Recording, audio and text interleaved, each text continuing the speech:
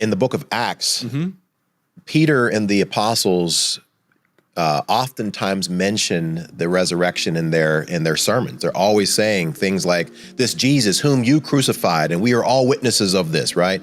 And if you notice, if you read Acts very carefully, not one time in the book of Acts does anyone refute the validity of the resurrection. You would expect that if this resurrection didn't happen and these apostles are preaching about the resurrection of Jesus, you would expect one of them to respond and say, hey, wait a second, what are you talking about this resurrection of Jesus?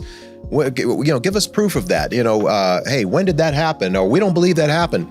But every time that Peter and the apostles are preaching about the resurrection and you look at the response, you don't see that event being refuted or denied, which seems to once again give positive, plausible evidence from the Bible that the people that were listening agreed that the tomb was empty.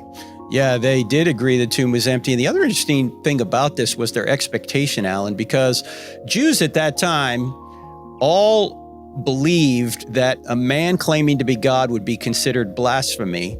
And they all believed that there wouldn't be one guy resurrecting in the middle of time. They knew everyone would resurrect at the end of time because Daniel and Isaiah talk about that. But they didn't think one guy would claim to be God and resurrect from the dead. This is not their expectation.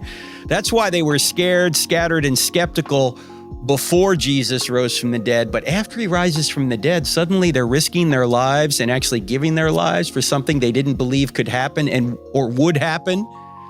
It only makes sense if the resurrection really did take place. Yeah.